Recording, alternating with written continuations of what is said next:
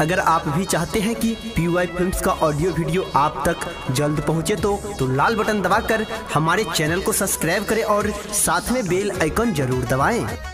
Presented by PY Films. Sukhipur बाजार Mixed by Parveen Yadav.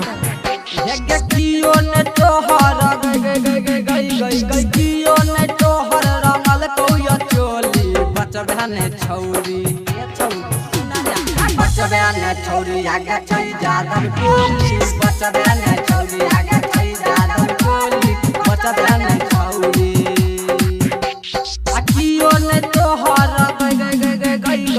कियो ने तोहर रंगल कोया चोली बचबे ने छौरी बचबे ने छौरी आगे छई जादव कोली बचबे ने छौरी आगे छई जादव कोली बचबे ने छौरी।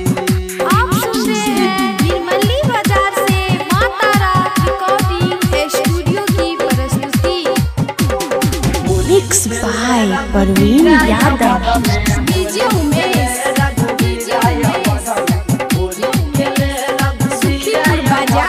सुखीपुर बाजार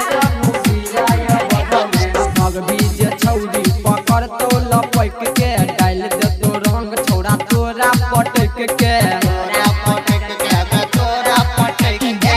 बीज छौरी पकड़ तो लपक के डाल दे तो रंग छोड़ा तोरा पटक के केतनो चिले बही गई केतनो चिले बही न सुन तो कियो बोली बचबे ने छौरी बचबे ने छौरी आगे छई जादव कोली बचबे ने छौरी आगे छई जादव कोली बचबे ने छौरी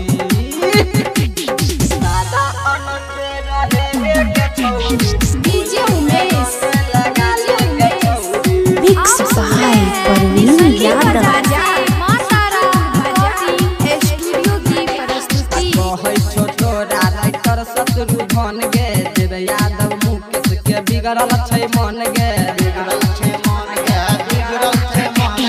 कहै छो तोरा राइटर शत्रु धन गे देव यादव मुकेश के बिगड़ल छै मन गे केने छै छौरा सब गई केने छै छौरा सब भांग वाला गोली बचबे ने छौरी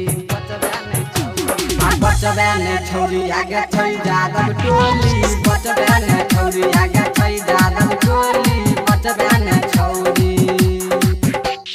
कियो ने तोहर कियो ने तोहर रंगल कोया चोली बचबे ने छौरी के छौरी सुन ना बचबे ने छौरी आगे छई जादव टोली बचबे ने छौरी आगे छई जादव टोली बचबे ने छौरी।